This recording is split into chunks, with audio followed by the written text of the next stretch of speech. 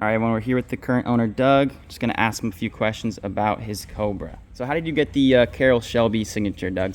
The Carroll Shelby signature came, a friend of mine here in Santa Rosa is friends with Guy Fieri. And Guy Fieri and Carroll Shelby were doing some fundraiser thing at a winery. And he came to me, my friend of mine, and said, hey, we're gonna be there, Carroll's gonna be there, do you have anything you want signed? And of course, I did, so I took my glove box out, wrote the story and how I built it.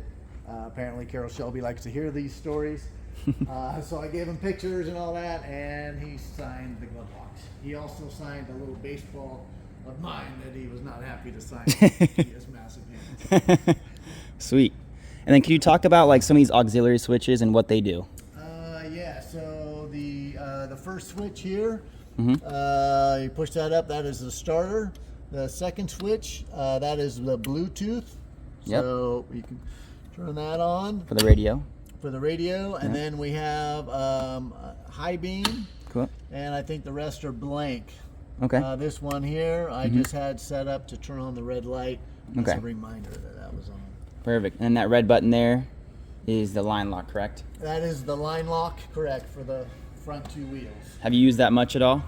No, I have not, but it does work. Okay. I can confirm that. All right. And then the engine, can you talk about how it's a 502 and not a 460? Yeah, so originally when I registered this, it was a 460 built for the Cobra from the engine factory out of New York. Some time went by, I was still trying to perfect this thing. In the meantime, I had the money to put some really high quality parts in, and I had been working with a guy up in Tacoma, Washington. His name is Scotty, known as the Mad Porter.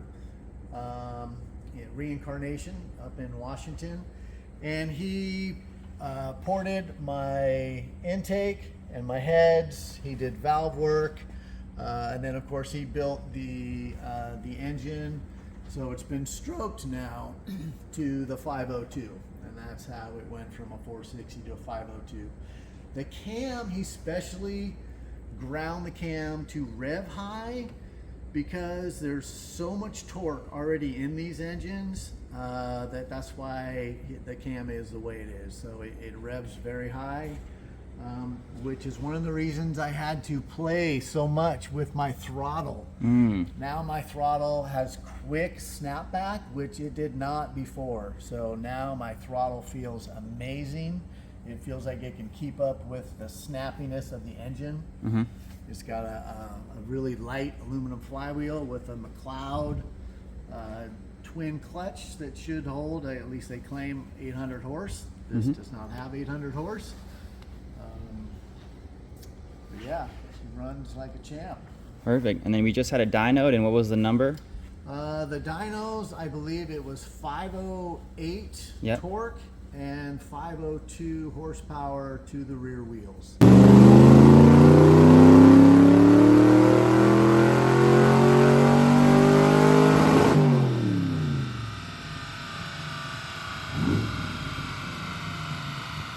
Dyno tune. I just wanted a baseline. Yeah, because they could have played with it more and got more power out of it, right? Yeah, that's what he said. But it's a safe number for sure. Yep, absolutely. And then this over here is a service panel. Okay. Because things are so tight back there when you're doing valve covers or whatever. Yep. So that comes off, and you have kind of access to those number 7 and 8. And then it doesn't have power steering, but it has like a quick ratio rack, correct? Yeah, so I can one-hand it. These are 275, really large front tires. Yeah. And I can one-hand it in a parking lot. And cool. It's not a problem. Sweet. The hub is actually from a 72 Volkswagen bus. Oh, okay. The squirters is the horn. Yep. And then these other blue buttons, both are horns. Oh, these over here? Yes. Oh, there's the horn. There's the horn.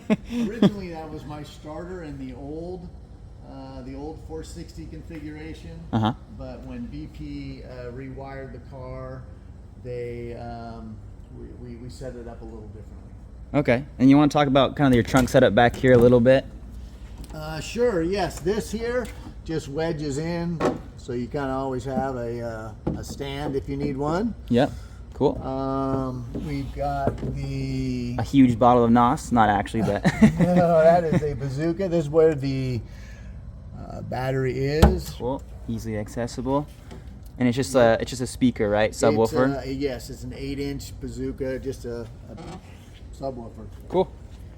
Awesome. And then something you guys will see in the undercarriage photos is this sway bar right here, and Doug's going to talk about that a bit. Yeah, so the sway bar runs through the frame, which kind of I thought was a clever way to do it. And then I had some aluminum arms made that went to the top of the suspension. And this rear suspension, when I put it together, with a realignment, 335 should fit on it. That was my goal the whole time.